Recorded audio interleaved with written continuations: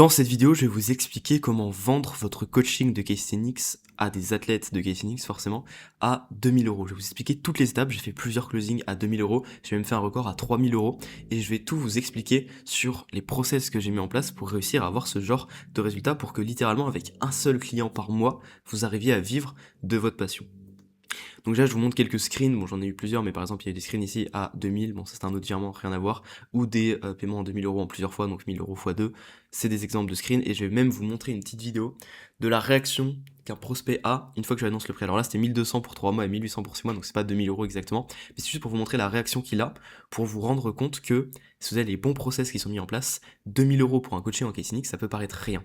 Donc je vous laisse avec la réaction pour que vous puissiez vous en rendre compte. Du coup, l'investissement pour les 3 mois, c'est 1200 euros, ou alors pour 6 mois, et dans ce cas-là, on se fixe des objectifs plus ambitieux. Donc, par exemple, ça pourrait être la fond planche. En one arm and je sais pas trop, parce qu'en fait, ça dépendrait vraiment de ta pression sur les 3 mois.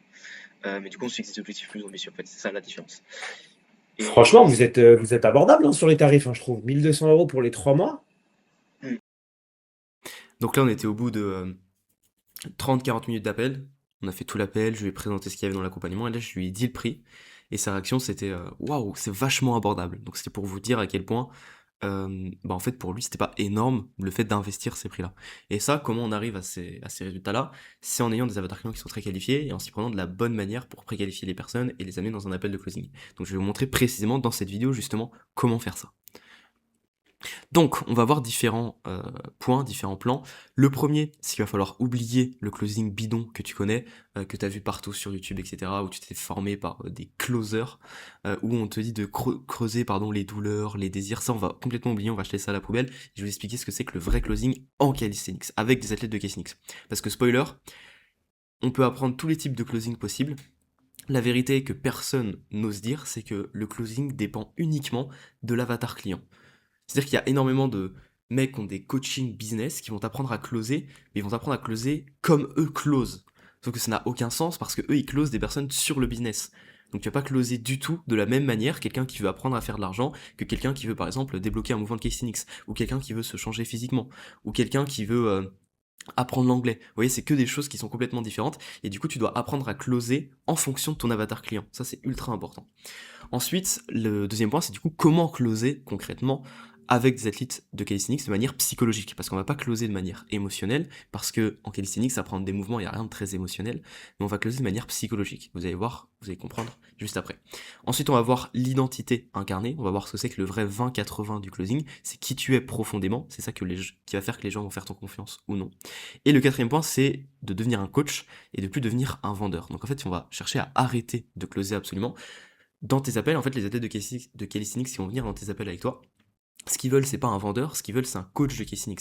C'est pour ça qu'ils vont acheter ce que tu prends, c'est un coach de calisthenics qu'ils veulent. Ils veulent être sûrs que tu as un bête de coach qui va leur apporter des résultats. Ils n'ont pas envie d'avoir quelqu'un qui est bon en vente en face d'eux. Et ça se ressent, quelqu'un qui est là juste pour la vente. Donc, le premier point, ça va être d'oublier du coup le closing bidon que tu connais, parce que ça pose une problématique. En fait, tu as sûrement déjà entendu de creuser les douleurs, de creuser les désirs, de connaître des phrases par cœur et de devoir les répéter comme un idiot. Répliquer ça en calisthenics, c'est ne pas connaître l'avatar client, c'est ce que j'expliquais. Les athlètes de calisthenics ont pour la plupart, une douleur très faible, voire inexistante, et un désir faible également. Faire un handstand ou un front lever ne va pas changer leur vie. En fait, il va y avoir deux grands types d'avatars clients en calisthenics.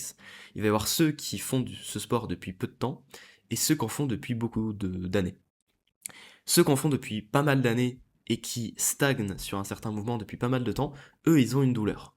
Et ils peuvent avoir un désir assez élevé. Dans ce cas, tu peux les closer de cette manière-là.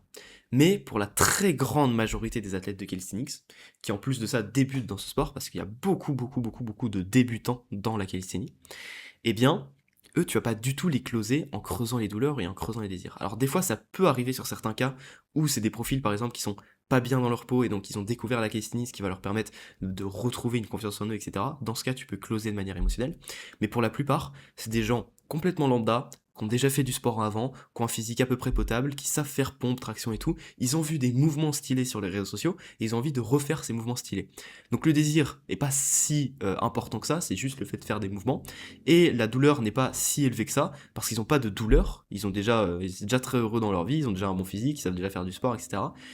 Et ils ont commencé récemment, donc ils n'ont pas cette douleur de stagner. Ce qui fait que s'il n'y a pas de douleur, tu peux pas closer en creusant les douleurs. Et aujourd'hui, 95% vraiment des closers sur YouTube, dans des formations et tout, ils expliquent que la douleur, c'est la chose la plus importante. Il faut closer sur le coût de l'inaction. Comment ta vie va se passer si euh, tu changes rien et que tu mets en place les mêmes actions que tu as toujours mis en place. Et sauf que ça marche pas avec beaucoup d'athlètes du calisthenics. Donc tu ne dois donc pas faire un closing émotionnel, mais un closing psychologique. Et ça, c'est après avoir fait des centaines d'appels que j'ai enfin compris ce que je vais te révéler. Vraiment, j'ai fait plus de 1000 appels avec des athlètes de calisthenics. La plupart, je faisais justement des closings émotionnels, parce que moi je me formais avec tous les closers que la plupart des gens connaissent, et c'est quand j'ai commencé à vraiment me renseigner en profondeur sur la psychologie humaine, que je suis allé très loin dans les détails de closing, que j'ai rencontré des mecs qui étaient ultra chauds, que je me suis rendu compte, et que j'ai aussi closé avec différents avatars clients, j'ai fait beaucoup de challenges de closing sur d'autres niches que le calisthenics, etc., que je me suis rendu compte en fait que c'était l'avatar client qui déterminait tout sur la manière dont tu devais closer. Donc en fait, il va exister 4 grandes objections. Ça c'est vraiment la principale chose à connaître si tu closes. En vrai, c'est pour les athlètes de calisthenics, mais c'est le cas pour quasiment tout. En fait, dans le closing de manière générale, il y a 4 grandes objections. Là, on va vraiment parler dans tous les cas pour les athlètes de calisthenics. Il y en a une qui va être « je veux le faire tout seul », donc il pense qu'il n'a pas besoin d'un coach pour apprendre des mouvements dans ce sport. Ça, c'est une objection qui revient très souvent. Il y a « pourquoi toi ?» Il n'est pas sûr à 100% qu'il va y arriver avec toi. C'est-à-dire que il y a des vidéos YouTube, il y a plein d'autres coachs de calisthenics, donc pourquoi ce serait avec toi précisément qu'il aurait envie de partir ? Ensuite, il y a c'est pas le bon moment, c'est-à-dire qu'il peut potentiellement avoir envie, justement parce qu'il débute, de continuer par lui-même pendant 3-4 mois pour voir s'il y arrive, donc il a pas envie de se faire coacher dès maintenant. Peut-être que ça fait déjà quelques années qu'il s'entraîne et il va se dire ouais je vais réfléchir, j'ai envie de le faire plus tard. Ça c'est une objection qui revient souvent.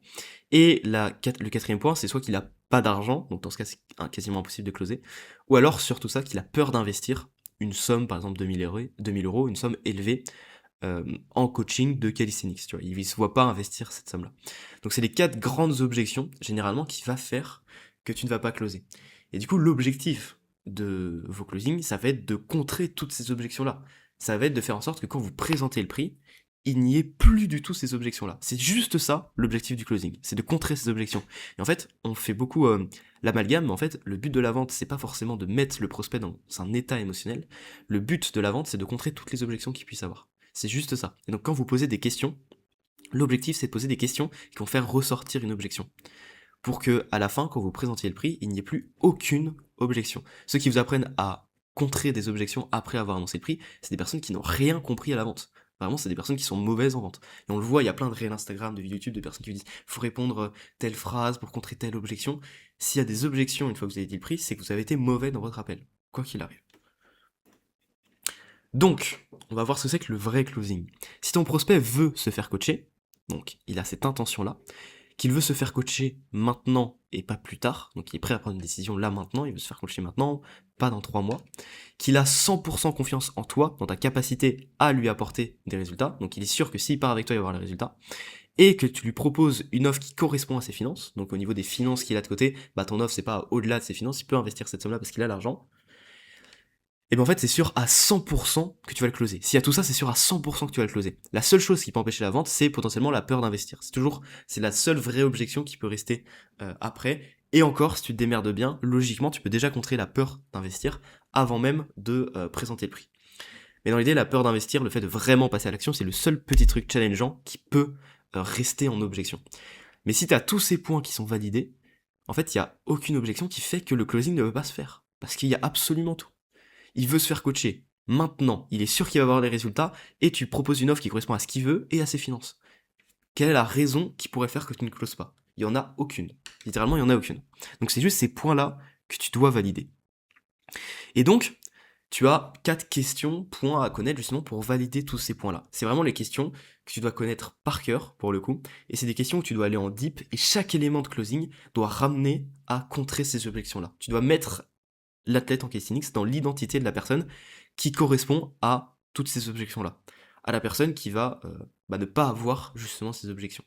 Tu le mets petit à petit dans cette identité d'une personne qui veut se faire accompagner maintenant, qui veut se faire accompagner, qui est sûr qu'il va avoir les résultats. Il y a eu un petit bug de micro, mais du coup je disais, il faut qu'il soit dans cette identité-là.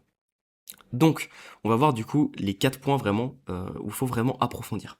Le premier point, justement, donc l'objection, c'est que la personne ne veut pas se faire accompagner et qu'elle veut le faire toute seule. C'est pour ça que dans tes appels de closing, même dans la préqualification, etc., il va falloir que tu insistes en posant des questions, justement, pour pas que cette objection apparaisse. Du coup, dès le début de l'appel, tu peux lui dire, justement, pourquoi toi tu veux te faire accompagner, pourquoi tu recherches à te faire accompagner. Parce que si tu lui poses directement cette question, forcément la personne va dire par elle-même pourquoi c'est important de se faire accompagner. Ensuite, tu peux lui dire pourquoi tu veux pas le faire tout seul. Parce que tu peux très bien lui dire dans ton closing, ok bah là ça fait que 2-3 mois que tu débutes, qu'est-ce qui fait que là t'as pas envie de continuer tout seul pendant encore 3 mois pour voir ce que tu es capable de faire tout seul, et qu'est-ce qui fait que là t'as envie de te prendre un coach maintenant. Et là vous voyez, vous posez vraiment des questions sur l'objection, et celle qui va répondre en fait à ses propres objections pour pas qu'elle en ait derrière, pour pas qu'elle vous dise ouais mais en fait je pense que je peux le faire tout seul, parce que c'est elle qui a répondu d'elle-même à toutes ces questions-là. Donc ça c'est des questions qu'il faut absolument poser. Et après vous pouvez vraiment insister, et vous dites ok mais pourquoi toi c'est vraiment important pour toi de te faire coacher. Et là en fait vous allez avoir les éléments qui va faire qu'elle va vouloir passer à l'action et se faire coacher. Parce qu'en fait, les réponses, vous pourrez tester dans vos appels, mais les réponses qu'elle va vous apporter, c'est quoi? C'est parce qu'en fait, elle veut faire les choses correctement, elle veut pas perdre du temps, ce sport pour elle, les niveaux qu'elle peut avoir, c'est important, ça lui tient à cœur. Et donc en fait, tous ces éléments-là, c'est ce qui fait que elle va considérer ce sport comme quelque chose de très important où elle veut faire les choses correctement. Et derrière, si elle a l'objection de c'est trop cher, par exemple, bah, vous pourrez la rallier à cette vision-là. Exemple, vous allez lui dire, mais tu m'as dit tout à l'heure que ce sport, pour toi, c'était quand même quelque chose de très important. La personne va faire, bah oui, moi je veux vraiment progresser, etc. Puis tu fais, après tu peux faire une comparaison avec un athlète de très haut niveau dans un autre sport. Tu fais, ok, est-ce que tu penses que Ronaldo, lui, qui, bah pareil, accorde beaucoup d'importance à ce sport, qui veut être un athlète de haut niveau, qui fait les choses correctement, qui veut performer, se dirait bah tiens non je peux pas investir 800 € parce que je trouve ça trop cher. Tu penses que l'identité de la personne qui progresse, qui est ambitieuse, qui performe bien, c'est celle qui choisit d'investir une somme pour se faire accompagner, ou c'est celle qui se dit bah non c'est trop cher, je continue de faire les mêmes actions, je prends les mêmes décisions et je me fais jamais accompagner. Tu penses que c'est quelle personne? Et du coup bah forcément si tu la rallies à l'identité au début de l'appel de la personne pour qui c'est importante etc de se faire accompagner et qui est ambitieuse, bah forcément elle choisira la deuxième option. Pour contrer aussi l'objection de c'est trop cher, tu peux tout simplement lui dire ok, bah effectivement, c'est vrai que investir 800 €, ça reste une certaine somme, et c'est normal, parce que du coup, c'est le prix de mon accompagnement, parce que je m'adresse uniquement à des personnes qui sont vraiment motivées, vraiment ambitieuses, et qui font les choses correctement. Mais du coup, j'ai une question à te poser, il faut éviter de dire le mot mais dans vos appels de closing. Si aujourd'hui, tu pouvais appuyer sur un bouton qui te permettait d'avoir instantanément, donc les mouvements que vous êtes fixés justement avec la personne, donc les objectifs qu'elle a, là, t'appuies sur le bouton, tu les as instantanément, mais d'appuyer sur le bouton, ça coûte 800 €. Est-ce que t'appuierais sur ce bouton-là ou pas? Et là, vous allez voir que dans de très très nombreux cas, la personne va dire bah oui, si là je pouvais appuyer et que j'avais les mouvements, ouais, franchement, j'appuierais.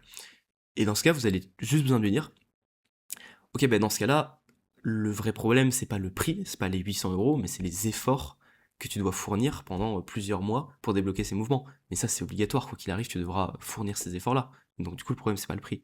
Et du coup, bah là, vous allez aller sur la vraie objection qui en fait est la peur d'investir cette somme-là et de faire tous les efforts pour avoir ces résultats-là. Ce qui fait que l'objection de c'est trop cher pour par exemple 2000 €, bah ce sera plus valable parce que vous l'aurez bien contré, vous aurez mis la personne dans l'identité d'une personne ambitieuse pour qui c'est vraiment important, vous pourrez faire une comparaison avec d'autres athlètes dans d'autres sports, et en plus de ça, vous pourrez jouer sur ce bouton pour lui montrer que c'est pas le prix le problème, mais c'est en fait les efforts, la peur d'investir, la certitude d'avoir les résultats, etc.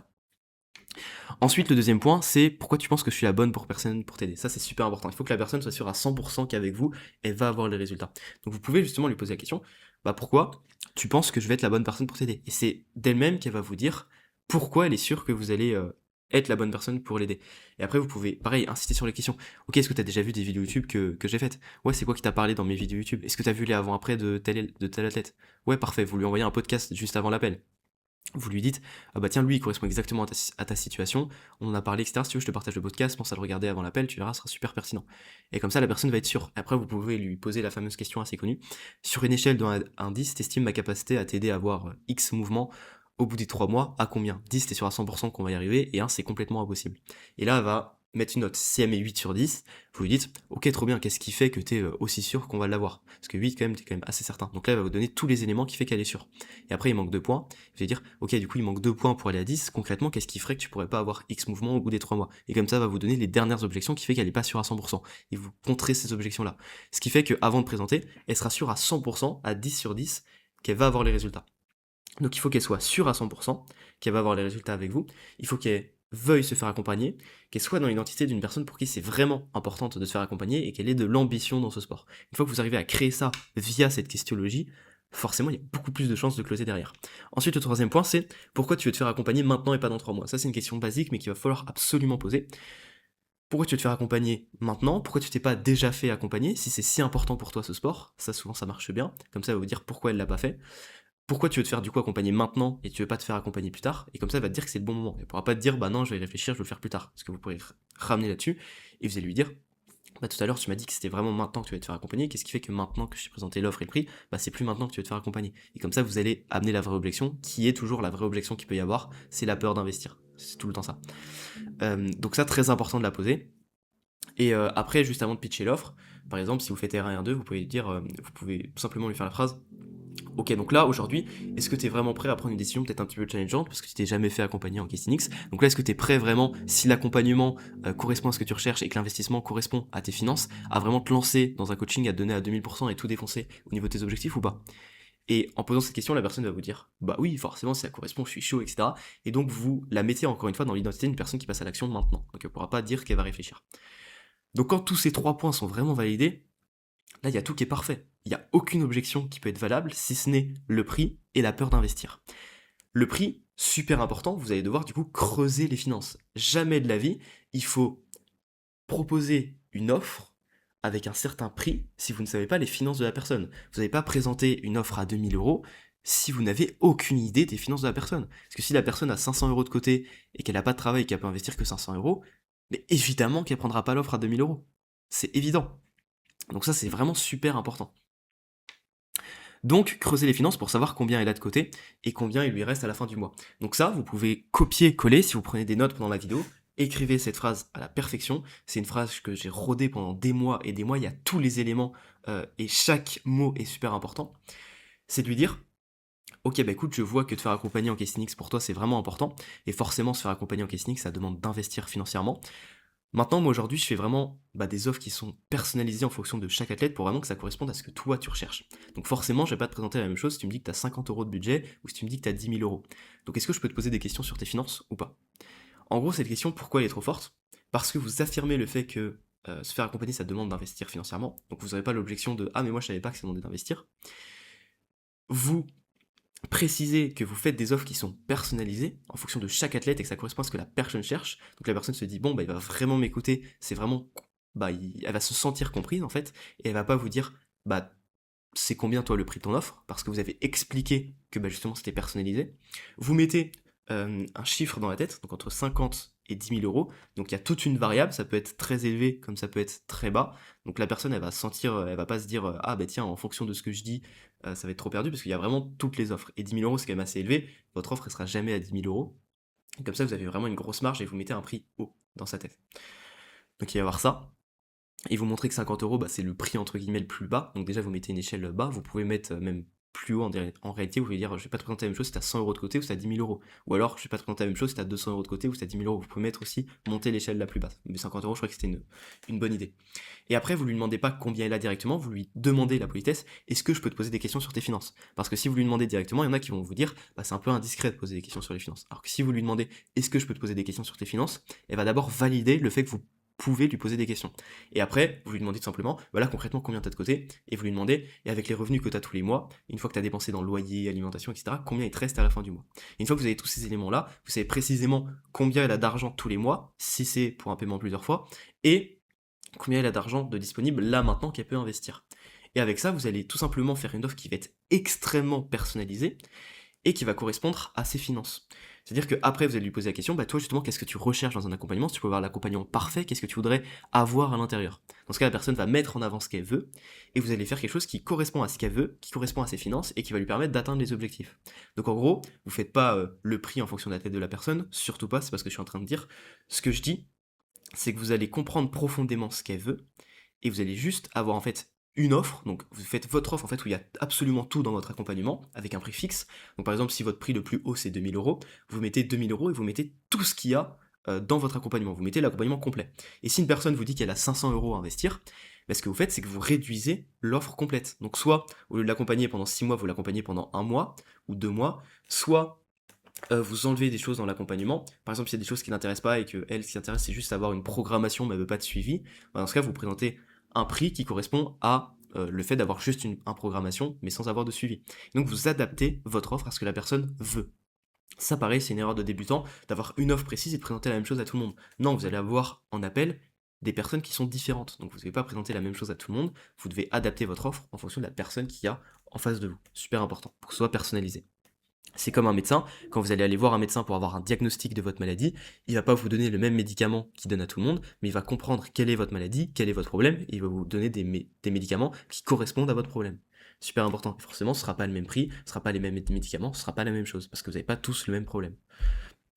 Je te coupe 2 secondes dans la vidéo. J'ai créé une formation offerte de 2h30 qui explique tout en détail sur comment vivre de son coaching de Caseinix. Je traite absolument tous les sujets. C'est le premier lien dans la description. Dans cette formation, j'ai transcrit toutes les connaissances que j'ai accumulées depuis plus de 2 ans justement à vivre du Caseinix. J'ai aidé d'autres coachs de Caseinix également à vivre de cette discipline. J'ai tout transmis dans la formation. J'ai fait plus de 1000 appels de vente avec des aides de Caseinix. J'ai prospecté énormément de personnes. J'ai fait plein de réels Instagram. J'ai fait plein de vidéos YouTube. Il y a tout qui est transmis dans cette formation. C'est le premier lien en description. C'est complètement gratuit. Je suis persuadé que ça pourra énormément t'aider.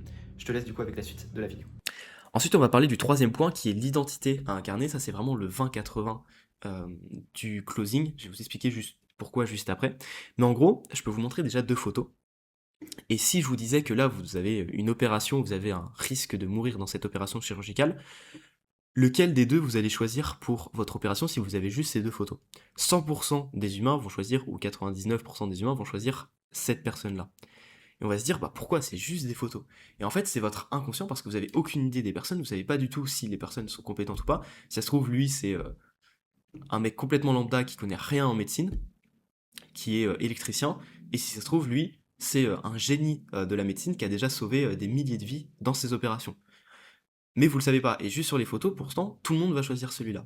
Pourquoi? Parce qu'il y a quelque chose qui va faire qu'on va faire confiance à quelqu'un ou non, qui sont en fait dans notre inconscient, ce qu'on appelle scripts ancestraux. Je vais revenir après, juste après. Je vais revenir dessus juste après. Et ce qu'il y a dans notre inconscient, c'est basé sur des millions et des millions d'années, et on doit comprendre ça à la perfection, parce que si vous le comprenez pas, personne ne vous fera confiance. Et vous augmentez considérablement votre manière de closer si vous avez tout ça. Donc je vais vous donner des exemples. Ce qui fait que lui, on va lui faire confiance, c'est déjà sa tenue. Il a une blouse blanche, contrairement à lui, ce qui fait que on l'associe directement au fait qu'il soit médecin. Alors que c'est pas parce que t'as une blouse blanche que t'es un médecin. Si aujourd'hui je mets une blouse blanche, c'est pas pour autant que je suis médecin. Et pourtant, les gens vont me faire confiance, avec la cravate, etc. Il va y avoir la confiance et l'éloquence. Alors là, on sait pas qu'il est éloquent, mais déjà, on imagine. On imagine que lui, quand il parle, il est probablement très stressé et qu'il bégaye juste à la photo, alors que lui, on sent qu'il doit être très calme, très confiant et très éloquent lorsqu'il s'exprime.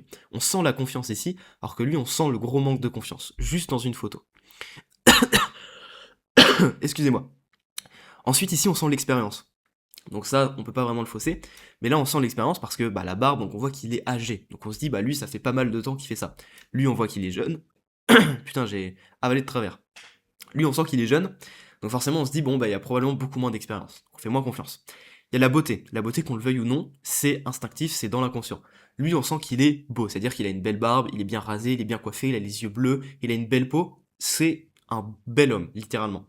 Contrairement à lui, où on voit que sa coupe de cheveux elle est un peu de travers. Alors il est pas moche, je dis pas qu'il est moche, mais je dis qu'il est mal coiffé et probablement son t-shirt c'est vraiment un t-shirt classique Lacoste. Il n'y a pas vraiment de truc où on se dit tiens, il est propre sur lui, je peux lui faire confiance. Ensuite il va y avoir la propreté discipline, c'est ce que je disais. On voit vraiment que en fait juste l'image ça montre la discipline de la personne. Quand le t-shirt par exemple il est pas repassé, quand la coiffure elle est mal faite, quand on voit que c'est pas propre, quand on voit que le bureau il est un peu en désordre, et quand on voit l'autre qui est vraiment propre, carré, etc., il y a de l'ordre, il y a de la propreté, ça sous-entend de la discipline, et donc le cerveau dans l'inconscient, il a tendance à plus faire confiance. Là, on sent la posture de calme, d'écoute, et du coup ici, on va sentir le stress, le bégaiement, la mauvaise tenue, le jeûne, le pas confiance, etc. Et là, vous voyez, juste avec une photo, c'est ce qu'on peut ressortir de la photo. Alors je dis pas que c'est vrai, je dis pas que c'est faux, ça peut être complètement débile ce que je raconte, c'est-à-dire que lui peut sortir en soirée tous les soirs, se bourrer la gueule, prendre de la drogue et pas du tout être discipliné, donc ça peut être complètement faux, mais c'est ce que notre inconscient va nous dire juste avec une photo. Et c'est super important d'incarner cette posture d'expert dans tout ce que vous faites, via vos vidéos YouTube, via vos réels Instagram, via les messages que vous envoyez et via vos appels de closing, parce que c'est ce qui fait que des personnes vont vous faire confiance ou non, peu importe ce que vous racontez dans l'appel. Si déjà vous incarnez pas la posture de quelqu'un à qui on peut faire confiance, on vous fera pas confiance. Pourquoi? Je vais vous montrer du coup cette petite photo. Donc lui, justement, s'il vous propose quelque chose, on achète. Lui, s'il vous propose quelque chose, vous achetez pas, littéralement. Pourquoi? Parce que ça vient justement des scripts ancestraux, c'est ce que je disais tout à l'heure, via les hommes préhistoriques qu'on avait débloqués depuis le début. C'est des choses qu'on a développées lorsqu'on était des hommes préhistoriques, lorsqu'on était dans des tribus. C'est-à-dire que lorsqu'on était dans des tribus, si on était exclu de la tribu, littéralement, en fait, c'était un danger de mort. Lorsqu'on n'était plus dans une tribu, on avait des chances énormes de mourir. Ce qui faisait qu'on devait faire partie d'une tribu, et dans chaque tribu, depuis des millions d'années, il y a un chef de la tribu. Ce chef de la tribu, c'est celui à qui on peut faire confiance. Et ce chef de la tribu, pour qu'on lui fasse confiance, il devait cocher pas mal de cases, dont les cases justement que je mettais ici. Donc c'était quelqu'un qui devait être calme, qui devait être confiant, qui devait être fort, qui devait être discipliné, qui devait remplir beaucoup de critères. Et s'il remplissait tous ces critères, c'était le chef de la tribu et on lui faisait confiance. Si vous voulez qu'on vous fasse confiance dans vos appels de closing, vous devez respecter tous ces critères-là qui sont basés sur des scripts ancestraux. Il y en a plein. Il y a le leadership, il y a la gratitude, le fait d'être dans l'abondance, le fait d'avoir des valeurs, le fait d'être discipliné, le fait de vraiment respecter toutes ces valeurs-là, le fait d'être franc, le fait d'être honnête. Il y a plein de choses comme ça, sa tenue, le fait d'être bien coiffé. Toutes ces choses-là, de toute façon, vous les connaissez si vraiment vous mettez de l'intention dessus. Et c'est ce qui fait que les gens vont faire confiance ou non. Ensuite, le quatrième point, c'est de devenir un coach et de plus être un vendeur. C'est-à-dire qu'une fois que vous avez compris toutes les objections, que vous les avez contrées comme je l'ai dit juste avant, vous allez voir que toutes les questions que j'ai posées, c'est rapide à les poser, hein. Vous avez juste des points à clarifier. Une fois que les points c'est bon, vous savez que vous pouvez lui vendre votre coaching, que tous les feux sont verts. Et après, vous devez devenir un vrai coach et plus un vendeur. Donc une fois que le lead est qualifié, tu dois incarner la figure d'expert et montrer que tu es un coach. Les athlètes ne veulent pas un vendeur, ils veulent un coach. Pour ça, tu vas écouter profondément la personne. L'écoute active, c'est extrêmement important. Enfin, l'écoute active, l'écoute profonde surtout, c'est super important. Donc, écoute profondément la personne, lui poser des questions sur le calisthenics pour comprendre si tu peux l'aider, et si oui, comment. Donc ça, c'est super important. Il va vraiment falloir que tu montres que tu es un expert dans la calisthénie. Puis, tu ne vas pas présenter la même offre à tout le monde, tu vas lui présenter quelque chose de personnalisé qui correspond exactement à ce qu'il recherche. C'est ce que j'expliquais, juste avant. Je crois qu'il n'y a plus de diapo. Ouais, c'est ça. Donc ça, vraiment, c'est super important que tu dois être le coach. Une fois que le lead est qualifié, tu vas lui demander depuis combien de temps il s'entraîne, ce qu'il fait dans ses entraînements sur une semaine, ses objectifs, les vidéos qu'il a déjà regardées, les tips qu'il a déjà appliqués, pourquoi ça va marcher. Tu vas vraiment être le coach. Une fois que tu auras validé toutes les objections, dans tout le cas, tu peux prendre le temps de parler pendant 1 heure avec la personne si tu veux, pour montrer que tu es vraiment un expert et que tu t'y connais extrêmement bien. Nickel. Et du coup, le dernier diapo, c'est que tu peux accéder à une formation offerte de 2h30 qui t'explique de A à Z comment vivre du calisthenics. C'est le premier lien dans la description. J'explique absolument tout, beaucoup plus en profondeur sur justement comment vivre de ça. Il y a plus de 2 ans de connaissances à l'intérieur, plus de 1000 appels de vente que j'ai réalisés. J'ai prospecté à Bâle, j'ai fait des centaines de vidéos YouTube, j'ai fait des milliers de réels Instagram et j'ai même accompagné d'autres coachs de calisthenics à vivre de ça. C'est le premier lien dans la description si toi également tu as envie de vivre de cette discipline. J'espère que cette vidéo aura pu t'aider et sur ce, ciao.